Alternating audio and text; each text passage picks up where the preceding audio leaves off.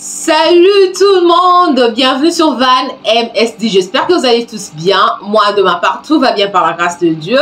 Si c'est votre toute première fois de passer par ici, je suis Maman Vanny. N'oubliez pas de vous abonner et de cliquer sur la cloche de notification pour ne manquer aucune de nos vidéos.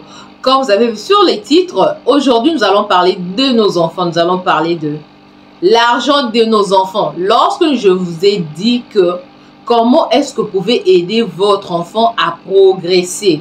Dans cette vidéo, c'est progresser financièrement, progresser matériellement. Et tant que parent, il n'y a aucun parent qui a toujours voulu que son enfant ne puisse pas évoluer. Personne. Nous tous, on prie pour que nos enfants puissent être quelqu'un dans la vie. Pour que notre enfant puisse quand même se débattre et réussir dans la vie. Qu'il soit toujours la tête et non la queue. C'est pourquoi vous avez cliqué sur cette vidéo. Donc, vous ne serez pas déçus.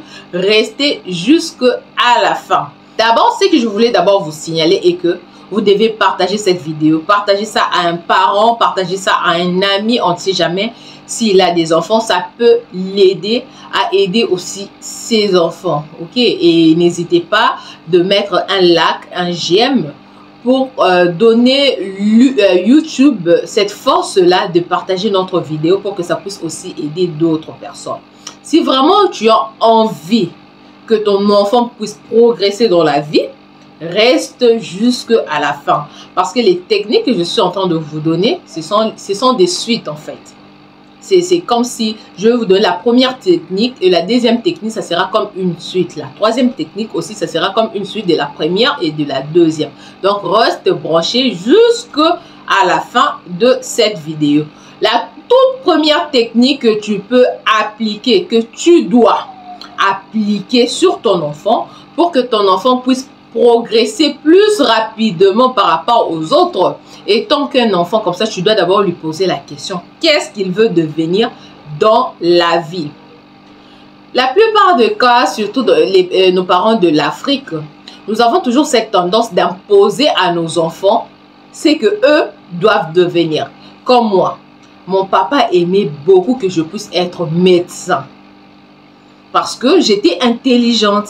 Il sentait que j'étais intelligente, j'ai brillé à l'école et il s'était dit que si tu devenais médecin, tu seras un très bon médecin parce que tu es très intelligente.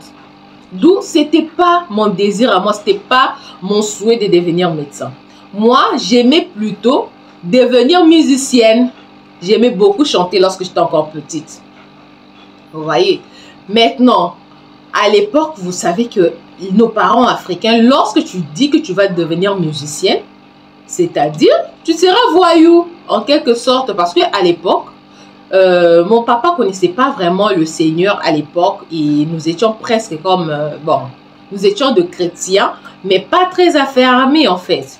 Donc, dans la tête de mon père, lorsque je lui ai dit que je serais musicienne, directement, il savait que je serais une musicienne païenne parce que je n'avais pas encore cru à l'époque et que je vais devenir un voyou, je vais devenir comme voyou quoi. Et c'était un non, un grand non de la part de mon père. Mon père avait refusé, il a dit non, N-O-N. Voilà que ça n'a pas tenu chez moi et à la longue, tellement que mon père, tellement que c'était presque comme un découragement. Hein. Et jusqu'à présent, moi-même chanter devant les gens, j'ai même honte. Tellement que c'était pas appuyé en fait dans ma famille. C'était pas, hein, on n'a pas adhéré à mon idée. La deuxième idée que j'avais dans ma tête, si je ne suis pas musicienne, je serais artiste peintre. Donc je veux commencer à peindre les tableaux, peindre les personnes. Parce que moi, j'ai dessiné très très bien à l'époque. Même jusqu'à présent, je dessine encore très bien.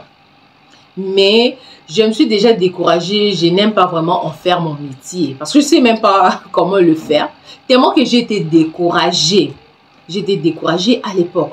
Mon père, encore une fois de plus, il avait refusé que je devienne artiste.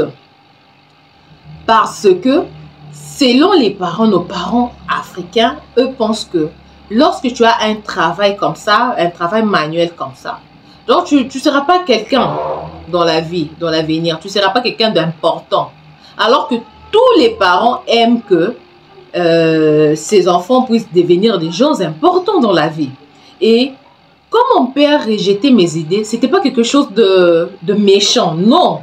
Selon lui, il pensait qu'il était en train de m'aider, il était en train de bien m'orienter. Vous comprenez? Il pensait que bon, ma fille, elle est intelligente, elle peut pas être musicienne, elle peut pas être artiste, non, non, non, non. Artiste peintre, non, non, non, ça, non. Pas de bureau pour elle, non, non, non. Elle doit être médecin. Médecin, vous voyez un peu la classe, quoi, c'est la classe. Malgré que j'étais intelligente, mais j'ai voulu aussi faire ce que mon père désirait que je sois. Mais malheureusement pour moi, ça n'avait pas tenu parce que mon père a laissé ce monde lorsque j'étais encore trop jeune. J'étais encore trop jeune et il est parti comme ça. Ma mère aussi a suivi tôt. Donc voilà, je n'ai jamais accompli le désir de mon père, ni mon propre désir en fait. Lorsque j'étais restée, j'ai fait autre chose que ça. Donc pour vous dire que les enfants, il faut les encourager. Comme je n'étais pas devenue médecin parce que en Afrique, devenir médecin, c'est aussi un peu beaucoup d'argent. Lorsque nos parents avaient laissé ce monde, voilà, c'était plus possible pour moi d'entamer ces études de médecine. J'ai fait autre chose. À l'université, je fais les sciences économiques et de gestion. Donc, c'était totalement en dehors de la volonté de mes parents, ni de ma propre bonne volonté. Mais comme l'artistique est dans mon sang, ça m'a toujours rattrapé. Parce que lorsque je me suis mariée, j'ai fait une formation de coupe et couture. Et voilà, dans la coupe et couture, il y a de l'artistique dedans. Je peux dessiner les modèles, et même lorsque tu couds, si tu es un artiste, ça se sent en fait. Moi, lorsque je te couds un habit, tu sens qu'il y a une touche artistique. Je n'ai fait qu'une année comme formation dans la coupe et couture, mais la plupart des gens pour lesquels j'ai couds les habits, ils ont toujours apprécié, se disent, bon, tu couds les habits, mais tu as ta manière. Tu as une touche là. Ils aiment ma touche en fait. Mais moi-même, je ne me rends pas compte que quelle est cette touche-là. Mais au fur et à mesure, je commence à me dire que peut-être ma touche artistique fait quelque chose dans ce que je suis en train de faire parce que la coupe et couture aussi, c'est de l'art. Voilà. Donc, c'est dans les sangs en fait. Pour vous dire que lorsque votre enfant veut faire quelque chose, il faut l'accompagner. Ne le déroutez pas, ne le découragez pas. Il y a certains enfants qui aiment faire des mécanismes, qui aiment être mécaniciens ou peut-être aussi médecins, pourquoi pas. Des avocats, il y en a, oui, mais il faut l'accompagner dans le domaine dans lequel il veut s'orienter en fait.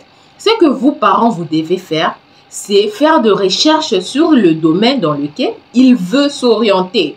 Faire de recherche pour essayer un peu de l'encourager, vous lui montrez, vous voyez comme par exemple celui-ci, par exemple si quelqu'un veut devenir mécanicien, par exemple, vous pouvez faire des recherches, vous lui dites, ah ouais, tu vois ce mécanicien aussi, il s'est lancé dans ce domaine, tu vois, il est devenu, je ne sais pas si c'est qui, il a ouvert son entreprise juste à partir de la mécanique. Pour les couturiers, par exemple, tu peux lui montrer, ah, tu vois, Gucci, il est là, c'était un couturier, ah, Louis Vuitton, des histoires comme ça, en fait. Juste pour le motiver dès son enfance. Et dès son enfance, tu peux commencer déjà à l'orienter si tu vois vraiment que de l'enfance, il y a aussi certains enfants qui se disent que moi, je serai ceci, je serai cela. Tu l'observes un peu. Lorsque tu sens vraiment que c'est dans lui, il veut vraiment faire ce qu'il est en train de dire, aide-le. Par exemple, comme moi, je viens de vous dire que moi, je voulais être musicienne. Peut-être la manière dont mon père pouvait ou ma mère pouvait m'aider, c'est peut-être de m'orienter peut-être dans la chorale.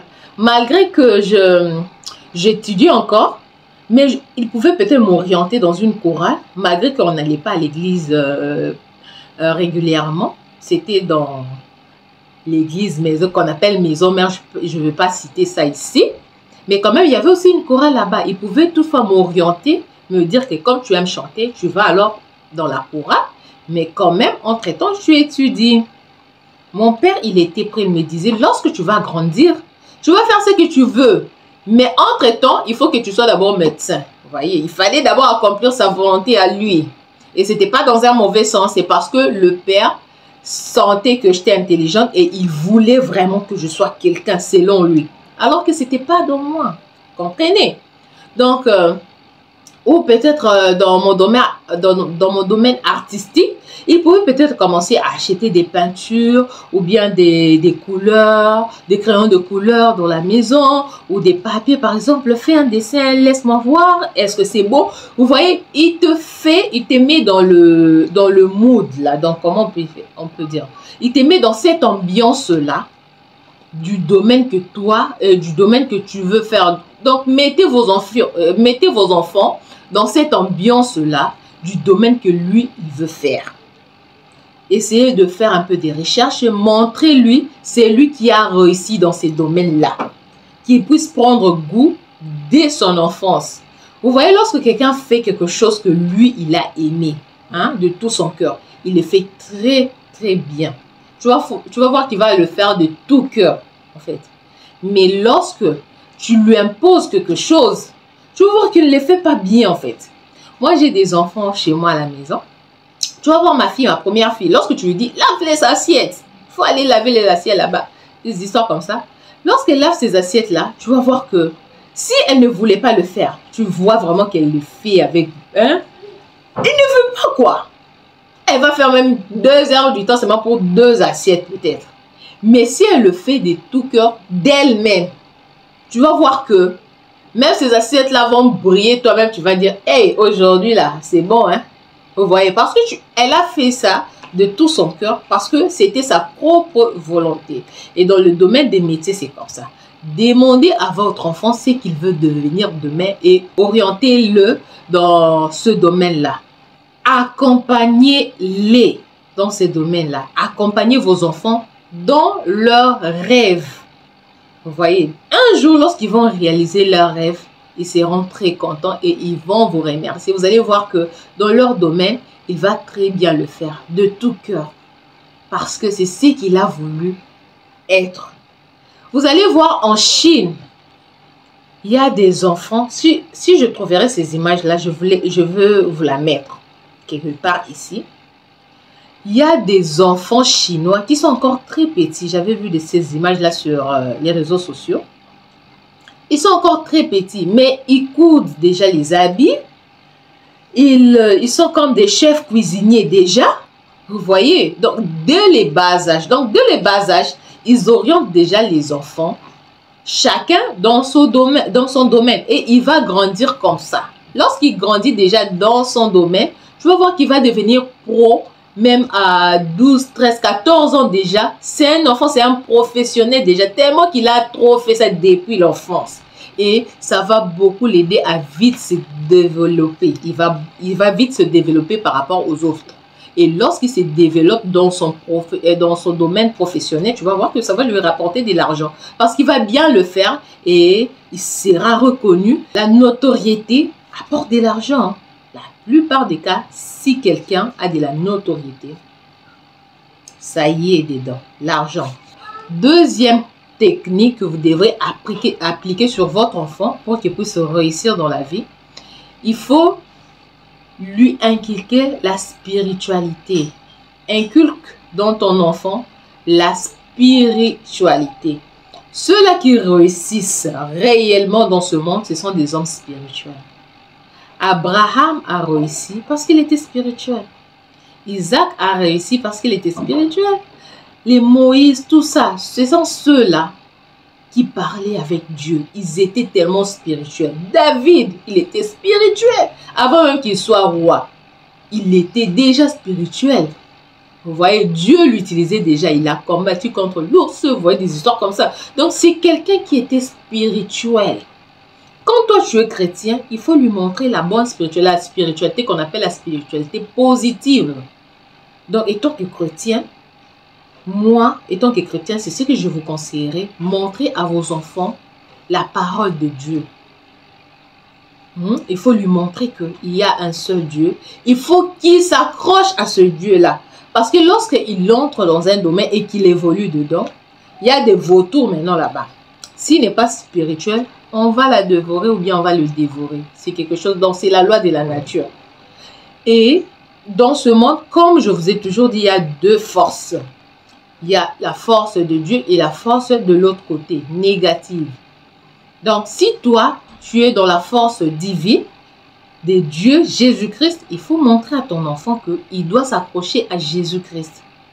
Il y a d'autres aussi qui réussissent, qui sont dans des forces, dans la spiritualité, mais négatives. Donc, pour vous dire que tout celui-là qui réussit, qui évolue dans cette vie, dans ce monde, il doit être spirituel. Comme par exemple, comme je vous l'ai dit, comme Gucci, comme Louis Vuitton, des histoires comme ça, vous pensez qu'ils sont chrétiens. Non, quelque part là, si en les voyant seulement comme ça, vous sentez déjà qu'ils ne sont pas chrétiens. Mais ils sont spirituels de leur manière. Là, vous comprenez déjà ce que je suis en train de vous dire. Ils sont spirituels. Ces gens-là, si vous les... Comment je peux dire? Si vraiment vous faites des recherches sur eux, ils sont des hommes spirituels. Mais ils ont leur spiritualité à eux.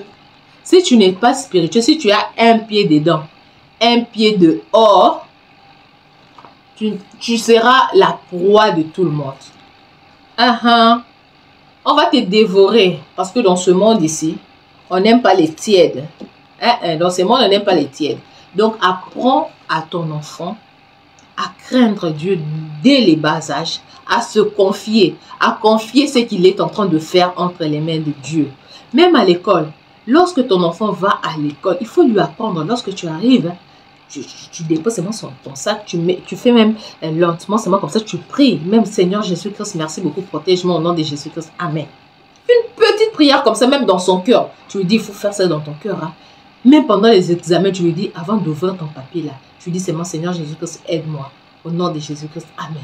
Tu ouvres ton papier, tu commences à faire ton examen. Vous voyez, vous entraînez déjà vos enfants comme ça. Même lorsqu'il sera dans son domaine là, vous allez voir que votre enfant va se confier à Dieu. Il aura cet esprit-là automatique.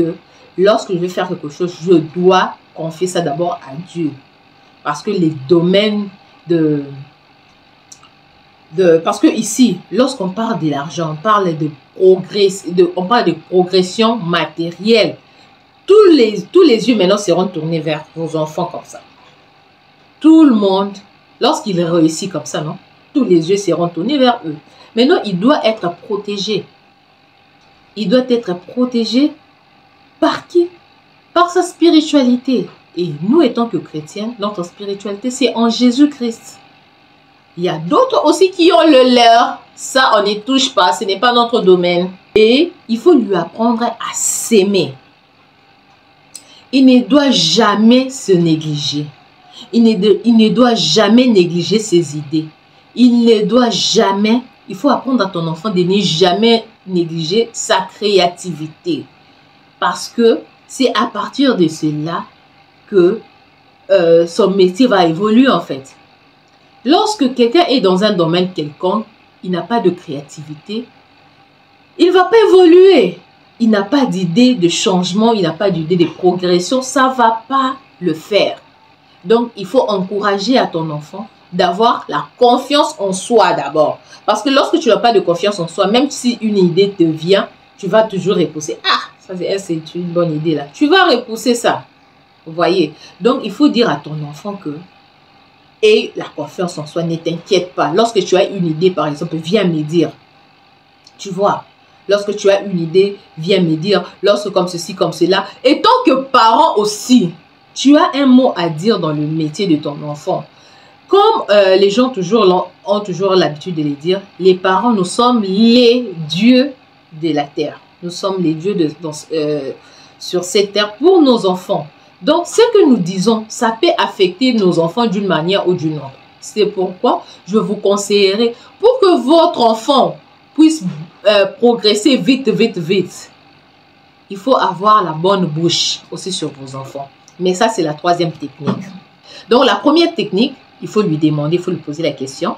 Ce qu'il veut faire, il faut l'encourager dans ce qu'il est en train de faire. La deuxième technique, il faut qu'il aime Dieu. Spiritualité, il faut qu'il s'aime et il faut qu'il aime les autres. Ok? Il faut qu'il s'aime et aimer les autres. Aimer les autres, c'est il faut lui apprendre à faire du bien aux autres. Parce que lorsque tu n'aimes pas les autres, tu mets toujours la roue, tu mets toujours le bâton dans la roue de quelqu'un d'autre. D'une manière ou d'une autre, ça va te retourner, ça va te revenir. Et lorsque ça te revient, si ça te revient, si tu avais fait du mal, tu avais sémé quelque chose. Ok? Il faut dire toujours à ton enfant que lorsque tu fais du mal, tu sèmes. Et puis ça va grandir, tu vas récolter ce que tu avais sémé. Et lorsque tu récoltes du mal, tu récoltes la malédiction dans ta vie, ça ne va pas t'aider à progresser. Tu ne vas pas vite progresser, tu n'auras rien. Parce que lorsque tu as la malédiction dans ta vie, toi tu crois que tu auras quelque chose. Tu n'auras rien dans la vie. Vous voyez? Donc, il faut leur apprendre cette loi-là de la sémence et de la récolte. Yeah. Ce qu'il aura sémé, il le récoltera. Voilà. Donc, s'il sème de bonnes choses, lorsqu'il va récolter, il va récolter la bénédiction et ça va l'aider à vite progresser par rapport aux autres. Par rapport aux autres. Donc, à nos enfants, on doit leur apprendre tout ça pour qu'ils puissent vite progresser dans leur vie, pour qu'ils puissent être aisés dans leur vie. Il faut qu'ils fassent ça. Troisième technique. La troisième technique est que toi, maintenant, les parents, moi, j'ai vu ça dans la Bible, j'étais étonnée. Pour que ton enfant puisse évoluer, qu'est-ce que je dois faire? Tu dois rester sur la bonne ligne. Comme dans Genèse 26, verset 4, Dieu est en train de dire à Isaac, je te bénirai, je multiplierai ta postérité, parce que Abraham, ton père, a accompli mes commandements, mes ordres, mes lois, mes préceptes. Donc, Abraham avait une alliance avec Dieu. Abraham s'est soumis à Dieu. Et Dieu, à cause du comportement d'Abraham, Dieu a béni son fils Isaac. Donc, nous, étant que parents aussi, nous devons faire notre part. Notre part, c'est quoi? Notre part, c'est aussi bien nous comporter pour que nos enfants ne puissent pas récolter nos malédictions. Pour que nos enfants ne puissent pas récolter ce que nous avons mal sémé en fait. Parce que Dieu, la Bible dit que Dieu va frapper jusqu'à la 4e génération. Maintenant, tes enfants sont dans la génération, non? Maintenant, si tu as mal fait là-bas au-dessus, toi, tu crois que tes enfants vont progresser. Ils ne vont pas progresser. Il y aura la malédiction de génération en génération. So, ils n'auront pas cette chance-là de bien progresser matériellement. Nous parlons de matériel ici. Un autre jour, on va parler de spiritualité.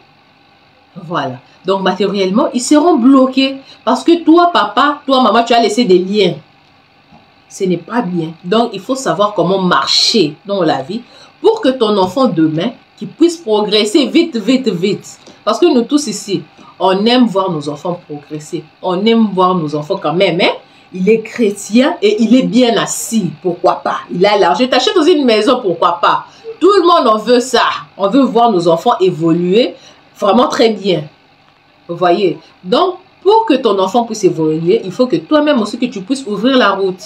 Tu ne peux pas fermer ton enfant avec beaucoup de liens. Tu fais tes histoires là-bas, tu vas voler là-bas, là on va mal te parler là-bas. Et puis les liens là, ça suit jusque les enfants. Ce n'est pas quelque chose de bien. Ok?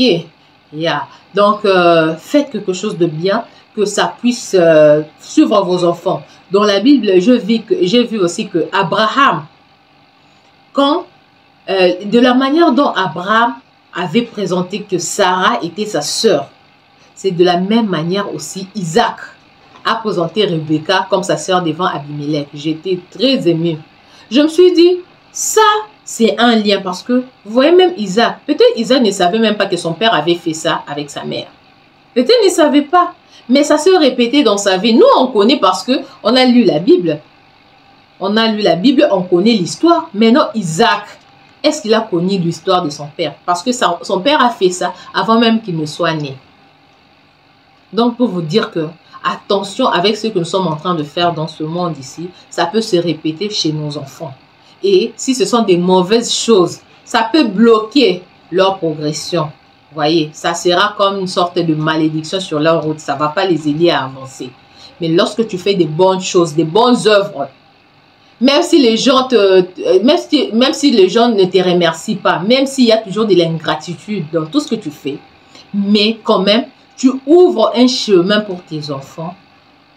Dieu va toujours combattre pour eux parce que Dieu connaît, il va reconnaître ton service. Il va reconnaître ce que tu as fait pour lui. Il va reconnaître tes bonnes œuvres. Parce que notre Dieu, il n'est jamais resté avec la dot de quelqu'un. Donc, s'il ne te paye pas, il va payer même tes enfants, des grands-enfants, tes enfants de tes enfants. Donc, toute ta génération, jusqu'en éternité, ta génération-là sera payée, sera bénie par Dieu parce que tu avais fait quelque chose de bien. Il y a d'autres histoires de bien qui nous arrivent dans la vie, on ne sait jamais. Peut-être c'est un autre grand-père qui part, il avait fait ça. Hein? Et ça nous revient aujourd'hui. Mais il y a aussi d'autres choses qui sont comme des malédictions dans nos vies. Ça nous bloque à ne pas évoluer parce que peut-être il y avait aussi un grand-père ou bien une grand-mère quelque part, il avait fait quelque chose. Ça devient comme un lien. On commence à briser les liens qu'on ne connaît pas. Donc, toi, étant que parent, fais quelque chose de bien, ouvre la chemin pour tes enfants. Que le Seigneur vous bénisse. C'était ça un peu le petit partage que j'avais aujourd'hui. Nous allons nous retrouver dans une vidéo prochaine. N'hésitez pas d'aimer cette vidéo et de la partager pour aider peut-être un parent ou un enfant. Que Dieu vous bénisse. À plus. Bye.